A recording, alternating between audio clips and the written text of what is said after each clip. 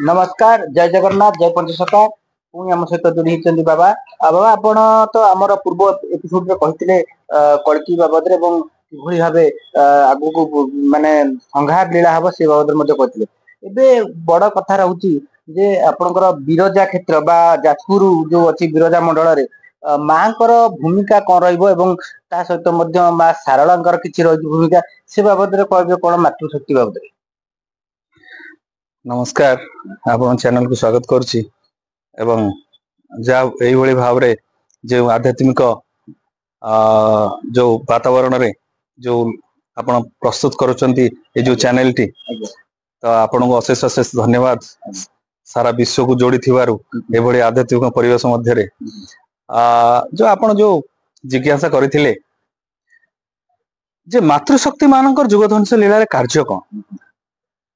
आपण गोटे कथा कहि रखे जे मुख्यतः जुगध्वंस लीला जे करि थांती से होचंते मातृशक्ति मान कारण संघार लीला बा स्थूल शक्ति स्थूल और सूक्ष्म दीटा जिंस सूक्ष्म अर्थात जहा हमें दृश्यमान करंती नाही स्थूल अर्थात हमें जहा को दृश्यमान करंती सूक्ष्म अर्थात दृश्यमान करंती नाही स्थूल अर्थात हमें जहा को खाली आंख रे देखुचंती। अच्छा सूक्ष्म जो शक्ति माने रहिले बा देवी देवता माने ठाकुर माने रहिले से माने स्थूल भाव रे लीला करिया को संसार को आसी थांती स्थूल भाव रे जो लीला हेता है से लीला रे मुख्यतः संघार लीला जोटा होता है जोटा रे कोनोसी ना कोनोसी दंड विधान करिवार रहिता है संसार रे सेतबेले मातृशक्ति मानकर गुरुत्वपूर्ण भूमिका रहिता है कारण से माने ही दंडर अधिकारी मुख्यतः से माने ही दंडर अधिकारी तेणु जेतबेले जुगध्वंस लीला आरंभ होइछि ताले मातृशक्ति मानकर कार्य होछि गुरुत्वपूर्ण 2008 मसीह रे परिवर्तन काहे गला से मातृशक्ति को सर्वश्रेष्ठ शक्ति बा आदि माता बा जोगमाया माँ जोगमाया से इच्छा व्यक्त कले जे जदि आंबे सर्वश्रेष्ठ शक्ति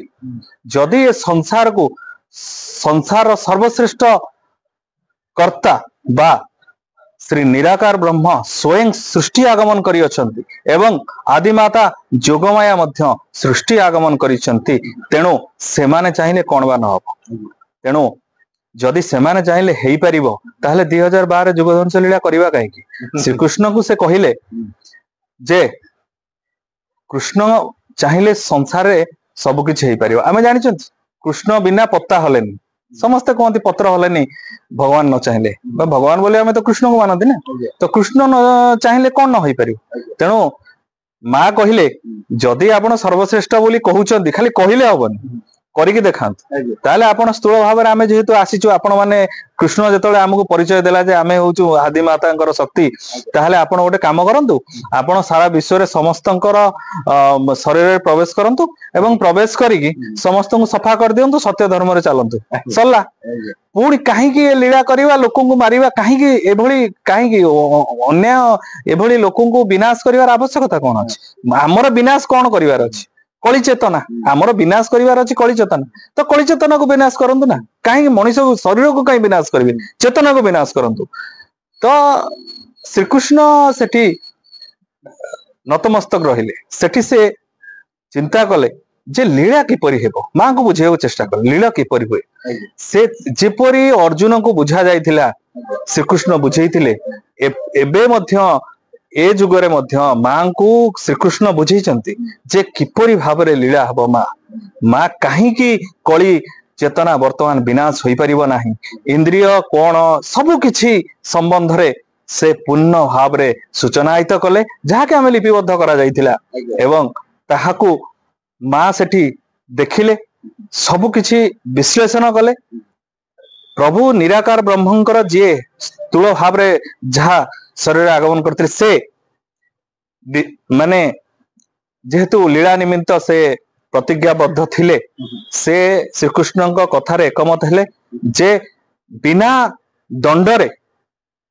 कौन सी मानव परिवर्तन हो पार ना जहाँ प्रभु श्रीकृष्ण आमको जनईचंती दंड ही एकमात्र विकल्प द्वितीय विकल्प ना कारण दंड बिना ए समाज केबे सुधरी पारिबो ना तेणु दंड आवश्यकता रही से माँ को निवेदन कले जेहेतु दंडर अधिकारी होची माँ ମା ହଉଛନ୍ତି ଦଣ୍ଡର ଅଧିକାରୀ, ସିଏ ଯଦି କାର୍ଯ୍ୟ ନ କରିବେ ତାହେଲେ କାର୍ଯ୍ୟ ହବ କେମିତି, ଯୁଗଧ୍ୱଂସ ଲୀଳା ହବ କେମିତି? ତେଣୁ ମା ଙ୍କର ତାଙ୍କର ଯୋଉ ସହଭାଗୀ ମାନେ ରହିଲେ ନବକଟିକା ଟାଇମ ବହୁତ ସାରା, ଏଇ ଅଷ୍ଟଚଣ୍ଡୀ ବି ଅଛନ୍ତି, ଅଷ୍ଟଚଣ୍ଡୀ ଅଛନ୍ତି, ବହୁତ ସାରା ଅଛନ୍ତି। ତ ପ୍ରଥମେ ତ ମହାଲକ୍ଷ୍ମୀଠୁ ଆରମ୍ଭ, ମହାଲକ୍ଷ୍ମୀ, ମା ଦୁର୍ଗା, ଏଇଭଳି ବିରଜା, ଏମିତି ବହୁତ ସାରା ଅଛନ୍ତି। ତ ସେମାନେ ଯେତେବେଳେ କାର୍ଯ୍ୟ କରିବାକୁ ଅମଙ୍ଗ ହେଲେ ସେତେବେଳେ ଯୁଗଧ୍ୱଂସ ଲୀଳା କେମିତି ହବ? ତେଣୁ ଶ୍ରୀକୃଷ୍ଣ ପୁଣି ବୁଝେଇବାକୁ ଆରମ୍ଭ କଲେ। ସେ ବୁଝେଇଲା ପରେ ଯୁଗଧ୍ୱଂସ ଲୀଳା ଆରମ୍ଭ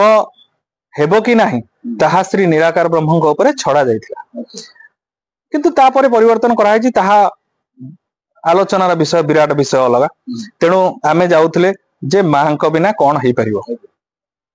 ତେଣୁ ଯେତେବେଳେ ଦଣ୍ଡର କଥା ଆସିଲା, 2020 ମସିହାରେ ଯେତେବେଳେ ଯୁଗଧ୍ୱଂସ ଲୀଳା ଆରମ୍ଭ ହେଲା, ସେତେବେଳେ ପୁନର୍ବାର ମାତୃଶକ୍ତି ମାନଙ୍କୁ ସୃଷ୍ଟିକୁ ଆଗମନ କରାଗଲା। ଏବଂ ମାତୃଶକ୍ତି ମାନେ ତ ଏଇଠି ଅଛନ୍ତି, କାରଣ ସେମାନେ ତ ଲୀଳା କରନ୍ତି, ସେମାନେ କାହିଁ ଯାଆନ୍ତିନି, କିନ୍ତୁ ସେମାନଙ୍କୁ ଶକ୍ତିର ଆବଶ୍ୟକତା ରହିଛି। ସେମାନେ ତ ଶକ୍ତିଦାତା, ପୁଣି ଶକ୍ତିର ଆବଶ୍ୟକ ନା। କଳି ଯୁଗରେ ଯୁଗ ପୁରୁଷ ହଉଛନ୍ତି ମହାପ୍ରଭୁ ଶ୍ରୀ ଜଗନ୍ନାଥ। ସେ ଯୁଗ ପୁରୁଷ, ଶକ୍ତି ତାଙ୍କ ପାଖରେ ଥାଏ, କାରଣ ଯିଏ ଯୁଗରେ କାର୍ଯ୍ୟ କରିଥାଏ, ଯିଏ ଯୁଗର କାର୍ଯ୍ୟକାରୀ ଶକ୍ତି ରହିଥାଏ, ତାଙ୍କ ପାଖରେ ଶକ୍ତି ଥାଏ। ତାଙ୍କଠୁ ଶକ୍ତି, ସେ ଇଚ୍ଛା ଅନୁସାରେ ସେ ଶକ୍ତି ପ୍ରଦାନ କରିଥାନ୍ତି। ଏହା ଗୋଟେ ବିରାଟ ବିଷୟ। ଆମ୍ଭେ ଯେତେବେଳେ ଦେଖୁଛୁ ଯେ ବୈଷ୍ଣବ ଦେବୀ କି ଭିନ୍ନ ଭିନ୍ନ ସ୍ଥାନରେ ମାତୃଶକ୍ତି ମାନେ ଅଛନ୍ତି, କଣ ସେମାନେ ଶ୍ରୀ ଜଗନ୍ନାଥରୁ ଶକ୍ତି ନେଉଛନ୍ତି? ଏହା ଗୋଟେ ବିରାଟ ପ୍ରଶ୍ନ, ଯାହାକି ଆମ୍ଭେ ଜିଜ୍ଞାସା କରିଥିଲୁ ମହାପ୍ରଭୁ ଶ୍ରୀ ଜଗନ୍ନାଥଙ୍କ ପାଖରେ ଏବଂ କୃଷ୍ଣଙ୍କ ପାଖରେ। ଆମେ ତ ଜାଣିଛୁ, ଆମେ ସାରା ବିଶ୍ୱ ବୁଲିଛୁ, ପରିଭ୍ରମଣ କରି ଦେଖିଲୁ ଯେ ସେମାନେ ତ କେବେ ଜଗନ୍ନାଥ ସଂସ୍କୃତି ଉପରେ ମାନନ୍ତି ନାହିଁ। କିନ୍ତୁ ଆମେ କେମିତି କହିବୁ ଯେ ଶ୍ରୀ ଜଗନ୍ନାଥଙ୍କୁ ଶକ୍ତି ନେଇକି ସେମାନେ ଚାଲିବେ? କିନ୍ତୁ ବାସ୍ତବ ସତ୍ୟ ହଉଛି ଏଇଆ ଯେ ସଂସାରରେ କଳିଯୁଗର ସର୍ବଶ୍ରେଷ୍ଠ ଶକ୍ତି ହଉଛନ୍ତି ଶ୍ରୀ ଜଗନ୍ନାଥ, ଏବଂ ଶ୍ରୀ ଜଗନ୍ନାଥଙ୍କଠୁ ଶକ୍ତି ନେଇ ସାରା ବିଶ୍ୱରେ ମାତୃଶକ୍ତି ମାନେ କାର୍ଯ୍ୟ କରନ୍ତି। କିନ୍ତୁ ଆମେ ମାନେ ଶ୍ରୀକୃଷ୍ଣଙ୍କୁ ମଧ୍ୟ ଶ୍ରେଷ୍ଠ କରନ୍ତି, କିନ୍ତୁ ଶ୍ରୀକୃଷ୍ଣ, ଶ୍ରୀରାମ ଏମାନଙ୍କର ସୁପ୍ତ ଶକ୍ତି, ଏମାନଙ୍କର କାର୍ଯ୍ୟ କଳିଯୁଗରେ କିଛି ନାହିଁ। ତେଣୁ ସେମାନେ ଅଛନ୍ତି ସତ୍ୟ, କିନ୍ତୁ ସେମାନଙ୍କର କାର୍ଯ୍ୟ କିଛି ନାହିଁ। ତେଣୁ ଶ୍ରୀ ଜଗନ୍ନାଥ ସର୍ବଶ୍ରେଷ୍ଠ ରୂପରେ ସେ ମାତୃଶକ୍ତି ମାନଙ୍କୁ ଆବଶ୍ୟକ କୃପା ପ୍ରଦାନ କରନ୍ତି, ଏବଂ ସେ କୃପା କରିବା ନିମିତ୍ତ ମହାଲକ୍ଷ୍ମୀଙ୍କ କାର୍ଯ୍ୟ ହେଠି ଆସେ। ସମସ୍ତଙ୍କର କାର୍ଯ୍ୟ ବଣ୍ଟା ହେଇଛି। ଆମେ ମାନେ ଯେମିତି ମଣିଷ, ଯେମିତି ଆମେ ଗୋଟେ ମନ୍ତ୍ରିମଣ୍ଡଳ ଦାୟିତ୍ୱ ବଣ୍ଟନ କରାହଉଛି, ସେମିତି ସବୁ ଦେବତା ଶକ୍ତି ମାନଙ୍କ ମଧ୍ୟରେ ମଧ୍ୟ କାର୍ଯ୍ୟର ଦାୟିତ୍ୱ ବଣ୍ଟା ଯାଇଛି। ତେଣୁ ଶ୍ରୀ ଜଗନ୍ନାଥ ଚାହିଁଲେ ଯୁଗ ଧ୍ୱଂସ କରିପାରିବେନି, ସେଥିପାଇଁ ମା ଲକ୍ଷ୍ମୀଙ୍କୁ ଦାୟିତ୍ୱ ଦିଆଯାଇଛି। ମା ଲକ୍ଷ୍ମୀ ତାଙ୍କର ଦାୟିତ୍ୱ ଦିଆଯାଇଛି, ସିଏ ଅଷ୍ଟଚଣ୍ଡୀ ମା ଦୁର୍ଗାଙ୍କୁ ସେ କହିବେ, ଦୁର୍ଗା ତାପରେ ଯାଇ କାର୍ଯ୍ୟ କରିବେ। ତ ଏଭଳି ତାଙ୍କର ଗୋଟେ ଧାରା ଅଛି, ସେ ଧାରାକୁ ବୁଝିବା, ଯେହେତୁ ଆମେ ସେ କାର୍ଯ୍ୟ କରୁଛୁ, ତେଣୁ ଆମେ ସେ ଧାରା ସମ୍ବନ୍ଧରେ ଜ୍ଞାତ ଅଛୁ। ତେଣୁ ମା ବିରଜା ଯେହେତୁ ଯାଜପୁରର ମୁଖ୍ୟ ଶକ୍ତି, ଅଧିଷ୍ଠାତ୍ରୀ ଦେବୀ, ଯେହେତୁ ଯାଜପୁର ଧ୍ୱଂସଲୀଳା ଆରମ୍ଭ ହବ ବା କାର୍ଯ୍ୟଟା ଏଇଠୁ ଆରମ୍ଭ ହବ, ତେଣୁ ମା ବିରଜା ସର୍ବଶ୍ରେଷ୍ଠ ରୂପରେ କାର୍ଯ୍ୟ କରିବେ। ଯେହେତୁ ମୁଖ୍ୟ ରୂପରେ ମା ଦୁର୍ଗା ଏମାନଙ୍କର ମୁଖ୍ୟ, ତେଣୁ ମା ଦୁର୍ଗା ଆଉ ମା ବିରଜା ଏ ଦୁଇ ଶକ୍ତି ମୁଖ୍ୟ ଭାବରେ। ଆଚ୍ଛା ବାବା, ଗୋଟେ କଥା କହିଲେ, ଭଲ କଥା। ତ ଏଥିରେ ନର ଶରୀରରେ କାମ କରିବେନି ନା କିଛି ସୂକ୍ଷ୍ମରେ କାମ କରିବେ? ସବୁବେଳେ ଗୋଟେ କଥା ଯେ ସୂକ୍ଷ୍ମ ଆଉ ସ୍ଥୂଳ ପ୍ରଭେଦ ବର୍ତ୍ତମାନ ସୁଦ୍ଧା କେହି ପାଇନାହାନ୍ତି। କାର୍ଯ୍ୟଟା କେବେ ସ୍ଥୂଳ କାର୍ଯ୍ୟଟା ସୂକ୍ଷ୍ମରେ ହୁଏନି। ସୂକ୍ଷ୍ମରେ ନିଶ୍ଚିତ ଭାବରେ ଶକ୍ତି ମାନେ ସ୍ଥୂଳ ଭାବରେ ଆସି କାର୍ଯ୍ୟ କରିବାକୁ ପଡିବ, କାରଣ ସୂକ୍ଷ୍ମ ଭାବରେ ଯୋଉମାନେ ରହିଥାନ୍ତି ସେମାନେ ସୂକ୍ଷ୍ମରେ ହିଁ କାର୍ଯ୍ୟ କରନ୍ତି, ସ୍ଥୂଳରେ କରନ୍ତି ନାହିଁ। ତେଣୁ ପ୍ରାକ୍ଟିକାଲି କେହି ନା କେହି ସ୍ଥୂଳ ଭାବରେ କାର୍ଯ୍ୟ କରିବେ। ମାନେ ନର ଶରୀରରେ ନର ଶରୀର ବିନା ଲୀଳା ହେଇପାରିବନି। ତିନି ଯୁଗରେ ବି ସେଇଆ ହେଇଛି, ସବୁ ଯୁଗରେ ସେ, ଏ ଯୁଗରେ ବି ସେଇଆ। ନର ଶରୀର ବିନା କାର୍ଯ୍ୟ ହେଇପାରିବନି। ଯଦି କାର୍ଯ୍ୟ ହେଇପାରନ୍ତା ତାହେଲେ ତ ଆମେ କହିଲୁ, ଆମେ ତ ଗୋଟେ କଥା କହିଲୁ ଶ୍ରୀକୃଷ୍ଣଙ୍କୁ, ଆପଣ ଏ ଭେଳି କରି ଆମକୁ ସମସ୍ତଙ୍କୁ ମିଶେଇକି ଆମକୁ ହଇରାଣ କରିବା ଅପେକ୍ଷା ଆପଣ ଯାହା ଇଚ୍ଛା ହଉଛି ଆପଣ କରିଦଉନାହାନ୍ତି, ଡିସିସନ ନେଇଯାଉନାହାନ୍ତି। ଆପଣ ଡିସିସନ ନେଇକି ଆପଣ ପୃଥିବୀ ଧ୍ୱଂସ କରିଦିଅନ୍ତୁ, ଆପଣ ସେଇଠି ଚକ୍ର ପକେଇ ଦିଅନ୍ତୁ, ସବୁ ଲୋକ ମରିଯାଆନ୍ତୁ, ସିଧା କଥା। କିନ୍ତୁ ସେୟା ହେଇପାରିବ କି? ନା, ଚକ୍ର ସେ ଯୁଗରେ ଥିଲା, ଏ ଯୁଗରେ ନାହିଁ। ଏ ଯୁଗରେ କଣ ଅଛି ସେଟା ଏ ଯୁଗର କାର୍ଯ୍ୟ ଯିଏ ପନ୍ଥା ସ୍ଥିର କରୁଛନ୍ତି ସିଏ କହିବେ। ମାତୃଶକ୍ତି ମାନେ କହିପାରନ୍ତୁ କି ପରିଚାଳନା ଶକ୍ତି, ମାତୃଶକ୍ତି ମାନେ ସେମାନେ କାର୍ଯ୍ୟ କରିବେ, କିନ୍ତୁ ପରିଚାଳନା ଉପଦେଷ୍ଟା ଆପଣଙ୍କୁ କହିଲି ମହାଲକ୍ଷ୍ମୀ। महालक्ष्मी मुख्य भाव में कार्य करछंती से कहिबे काहाकू महालक्ष्मी ना जगन्नाथ कहबेनि महालक्ष्मी कहिबे लक्ष्मी होउचंती श्री जगन्नाथ मंदिर रे ये होउचंती महालक्ष्मी महालक्ष्मी होउचंती आदिमाता जोगमायांकर परिचालन शक्ति महालक्ष्मी निर्देश प्रदान करछंती काहाकू से होउचंती दुर्गा आउ बिरजा भली आउरी 8 जन शक्ति अछंती 8 चंडी किंतु मुख्य भाव में माँ दुर्गा और माँ बिरजा एमाने लीला करिवे ताले लीला समय बाटे कहले कि लीला तो 2020 आरंभ होइछ ना एबे जोरदार लीलाटा केबे कोन जोरदार लीला वर्तमान तो जो देखंतु कार्य आमे आमे कोन इच्छा करबा आमे अवश्य एटा सत्य जे आंभ इच्छा रे ही सब कार्य हबो सेटा अलग कथा एडु लोक एगुणा मानिबेन ना तेन लोक आगे दंड पातु दंड आगे कार्यकारी हो तापर मानिबे ना सेही कथा को केबे जोरदार लीलाटा केबे जोरदार लीला देखंतु 2020 रे आरंभ हैला जेतोळे लीला कारण हमकु पुनी कार्य करिवार अछि ना आमे 4 वर्ष कार्य कलु 4 वर्ष प्रथम 3 वर्ष पर्यंत क्षिप्र गति रे कार्य हैला माने शक्ति प्रदान करा जिवो जहा स्वर्गरु शक्ति मानको आगमन करा जेमिति हमर महानृसिंह आगमन करियार थिला हमर को महादेव देवदेव महादेव संगालीला मुख्य तांको आगमन करदेला महाकाल को आगमन करियार थिला जे कि महाकाल को एठी रखा हैछि महाकाल को आगमन करिवार थिला किनु कारण महाकाल काहे के आसिले